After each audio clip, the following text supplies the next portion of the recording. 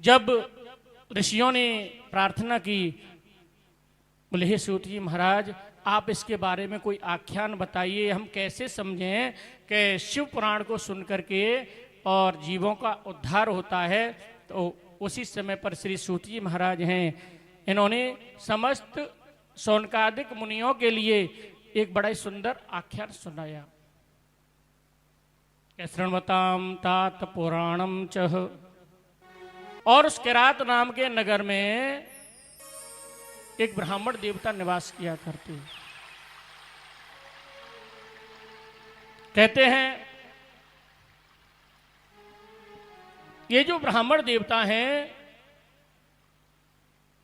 ये थोड़े दूषित हो गए। देखो विचार करना, संसार में जो जीव आता है वो पहले पवित्र होता है। कोई भी जीव हो, ये तो ब्राह्मण की कथा आ रही है, हर जीव चाहे कोई भी वर्ण हो, ये वर्ण तो आकर के संसार में हमको अलग अलग से प्राप्त हुए, लेकिन भगवान के यहां पर तो एक ही वर्ण है। और कहते हैं यहां पर आकर के ये माया के वशीभूत होकर के दूषित हो जाता है। और उसका कारण क्या है? उसका कारण है हमारी आंखें। क्योंकि जीव जब आंखों से देखता है पाप में प्रवृत्त हो जाता है। विचार करना, अभी बताया था मैंने आप लोगों को,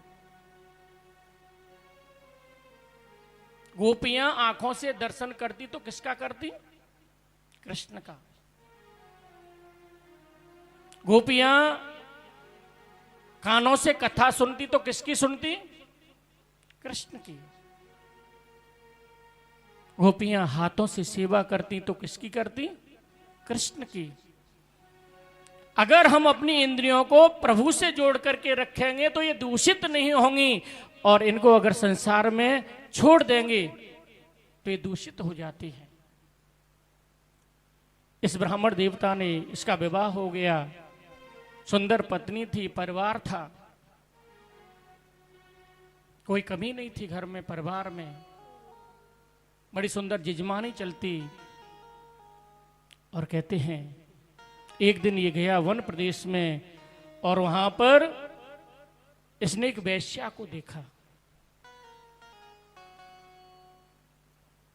वेश्या जिसकी कोई जाति नहीं। जैसी सुंदरी वेश्या को देखा और ये उस वेश्या के प्रति आसक्त हुआ और अपने साथ में इस वेश्या को ले आया, निवास करने लगा। पत्नी ने कुछ दिनों तक समझाया, माता पिता ने समझाया, लेकिन ये इतना आसक्त हो गया, बोले ना तो इसने अपने माता पिता की बात मानी, ना अपनी पत्नी की बात मानी, ना अपने बालकों की बात मानी। एक दिन जब इसके परिवार वाले इसको समझा रहे, ये क्रोध में भर गया, और क्रोध में भर करके इसने उसी समय पर अपने परिवार का वध कर दिया। अपनी माता को मार दिया, अपने पिताजी को मार दिया, घरवाली को मार दिया, बालकों का भी वध कर दिया, सबको मार दिया, पूरे परिवार को नष्ट कर दिया। विचार करना सज्जनों, जब क्रोध आता है तो क्रोध में बुद्धि विनाश को प्राप्त हो जाती है। सम्मोहात् जायते कामः, सम्मोहन से काम की, और काम की प्राप्ति पूर्ण नहीं होती क्रोध, और कहते हैं बुद्धि का विनाश हो जाता है। और वहां पर ऐसी बड़ी बड़ी दुर्घटनाएं, ये पुराणों की कथा है, आज भी ऐसी कुछ चर्चाएं होती हैं। कहते हैं इसने जो धन इकट्ठा किया था, क्योंकि धन की कोई कमी नहीं थी, उस वेश्या के प्रति आसक्त होने के कारण, और इसने वो संपूर्ण धन है वो उस वेश्या को दे दिया। एक दिन वैश्या भी इसका साथ छोड़ करके चली गई, क्योंकि इनको तो धन प्रिय है, धन को लेकर के चली गई। वृद्धावस्था आ गई, शरीर जर्जर हो गया, अब तो इसको कोई अपने पास भी नहीं बैठने देता। इसको ज्वर हो गया, बुखार आ गया, ज्वर से पीड़ित होता हुआ, और ये ब्राह्मण है एक शिवालय के पास में पहुंचा। विचार करना, जिस शिवालय में कुछ विद्वान जन हैं, विद्वत ब्राह्मण हैं, भगवान शिव का रुद्राभिषेक कर रहे थे। क्या कर रहे थे? रुद्राभिषेक, शिवार्चन हो रहा था, बड़ा ही सुंदर।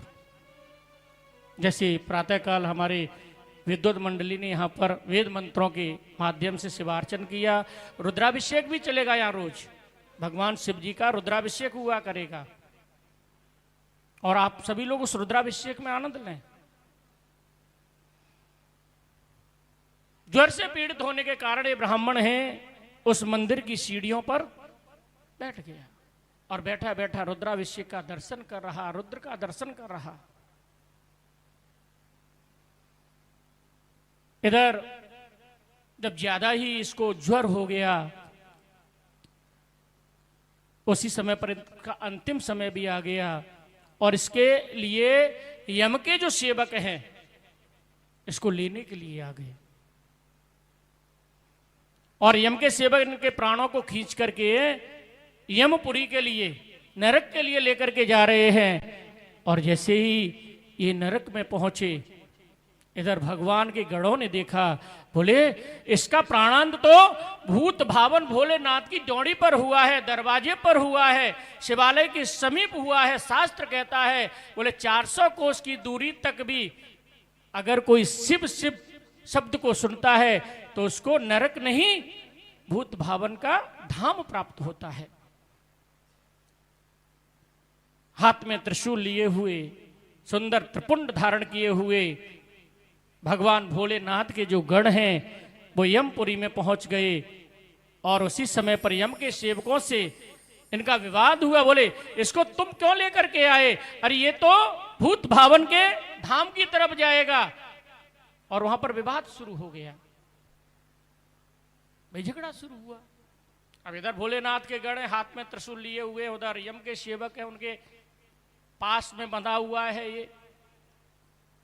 और जैसे ही यमलोक में कोलाहल हुआ, यमपुरी के जो मालिक हैं धर्मराज जी महाराज, देखो यमराज और धर्मराज ये एक ही व्यक्ति हैं।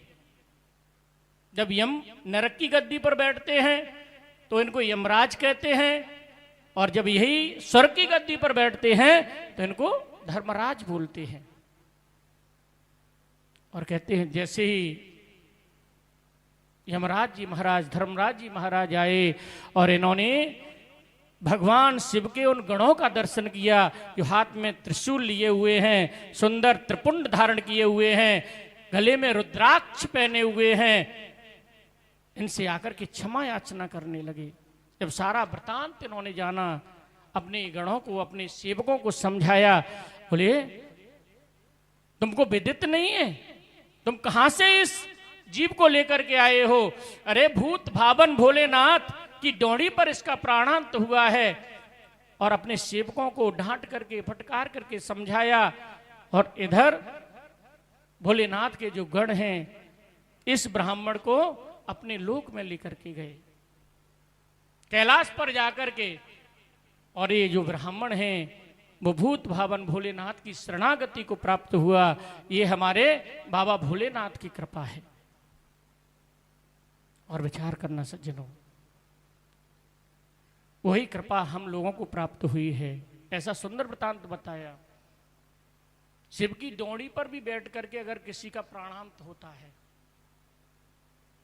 या शिव शिव शब्द सुनते हुए भी किसी का प्राणांत होता है, तो उसमें भी जीव का कल्याण होता है और वह शिव लोक का वासी बनता है, कैलाश का वासी बनता है।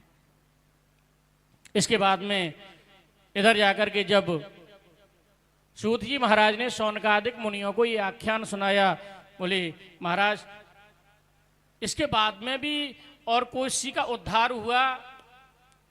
क्योंकि एक दो बात से और प्रमाण सिद्ध नहीं होता है। कुछ और प्रमाण दीजिए। विचार करना, बहुत से लोग होते हैं, और उसका बहुत से लोगों का कारण क्या होता है। देखो, भगवान की जो कथा है ना, उसको सुनने के लिए जो लालायत रहता है, या तो प्रश्न करेगा, बोले और कुछ सुनाइए, और कुछ सुनाइए। और जो लालायत नहीं होगा, बोले चलो ठीक है पंडित जी, आपने कथा सुना दी और हमने सुन ली, अब विराम कर दो। क्योंकि भगवान की कथा को रामचरित जी सुनत अघाई, रस विशेष जाना तिन नाई। तो हमारे जितने भी संत महात्मा हैं, जो शौनकादिक ऋषिगण हैं, वो हमेशा प्रश्न करते रहते हैं, क्योंकि कथा चलती रहे, आगे बढ़ती रहे। क्योंकि कथा में जब भी आनंद है, जब कथा आगे को बढ़ती रहेगी। और देखो, कथा की एक विशेषता बता रहा हूं मैं आप लोगों को, क्योंकि जो जितनी कथाएं होती है ना, कथाएं तो पुराणों में है, लेकिन उन कथाओं का जो सार है वो तो गुरु जी के माध्यम से हम लोगों को प्राप्त होता रहेगा, जो संत महापुरुष आएंगे उनके माध्यम से प्राप्त होता रहेगा। लेकिन जो मैं कथा कर रहा हूं, तो आप ये मत समझना कि ये जो पुराणों की कथाएं हैं, चलो हमने सुन ली या नहीं सुनी, कथा भी हमारा उद्धार करती है। क्योंकि गोपियां भी कथा सुनती थीं भगवान की। गोपी गीत में गोपियों ने गाया है कि तब कथामृतम तप्त कांचनम। बोले प्रभु, आपकी जो कथा है वो अमृत का काम करती है। श्रवण मंगलम, क्योंकि भगवान की कथाओं को सुन करके और जीव को मंगल की प्राप्ति होती है। एक बड़ी सुंदर बात बता रहा हूं आप लोगों को। एक कोई गांव था, गांव, उस गांव में एक बड़ा ही धनाढ्य पैसे वाला व्यक्ति रहता था, और गांवों में अनेकानेक कथाएं हुआ करती थी, क्योंकि आए दिन कोई न कोई आयोजन होता रहता।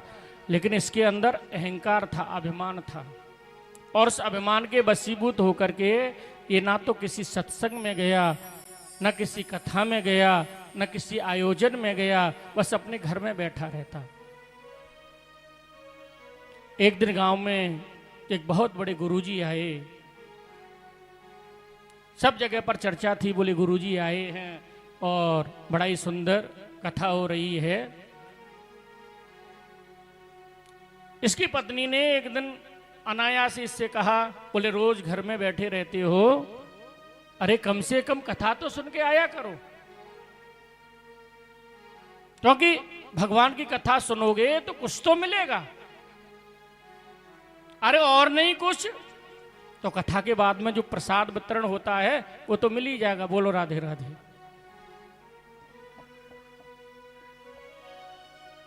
अब जब बार बार पत्नी ने कहा तो इसने विचार किया, बोले चलो आज कथा सुन करके आते हैं।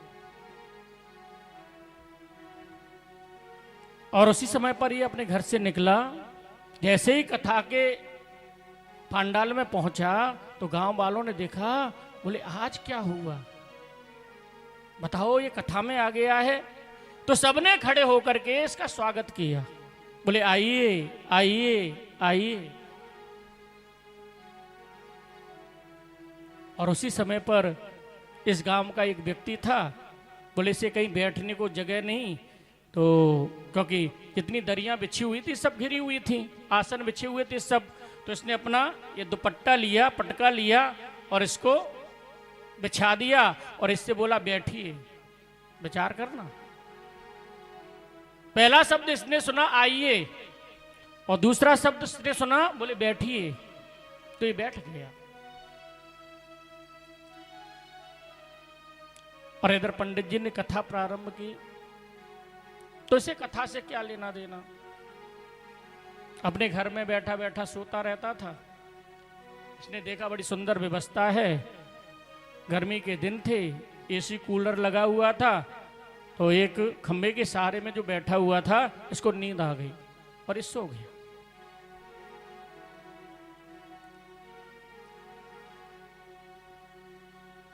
जैसे ही कथा का समापन हुआ, जयकारे लगे, प्रसाद वितरण हो गया, लेकिन इतनी गहरी नींद में ये सो रहा था, इससे कुछ भी होश हवास नहीं। सब लोग चले गए, पूरा पांडाल खाली हो गया। अब इस पूरे पांडाल में केवल 2 व्यक्ति बैठे थे, एक वो व्यक्ति जो सो रहा था और एक जिसका गमछा था। थोड़ी देर बाद जैसे ही इसकी आंख खुली, पूरा पांडाल खाली देखा, और उसी समय पर इसने उससे पूछा, बोले कथा हो गई? बोले हाँ, जाइए।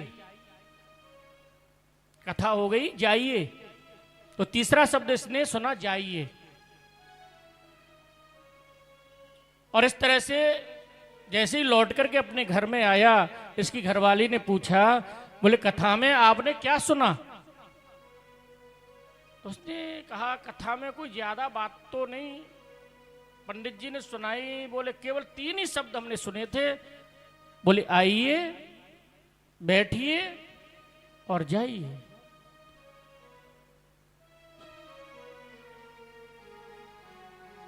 और कहते हैं जब उस रात्रि में ये अपने घर में सो रहा था,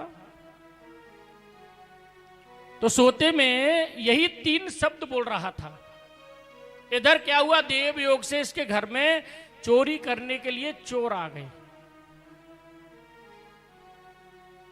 और जैसे ही चोरों का आगमन हुआ और इसका मुख से बोलना हुआ आइए, वही 3 शब्द हैं। चोर घर में आए और इसके मुख से निकला आइए। अब चोरों ने समझा, बोले इसने हमको देख लिया, तो छिपने के लिए चोर बैठ गए। और जैसे ही चोर छिपने के लिए बैठे और इसके मुख से निकला, बोले बैठिए। अब तो चोरों ने समझा, बोले इसने तो हमको सचमुच देख लिया, अब छिपने से भी काम नहीं चलेगा, इसलिए भाग चले तो अच्छी बात है। और जैसे ही वो भागने लगे, तो इसके मुख से तीसरा शब्द निकला, बोले जाइए जाइए जाइए।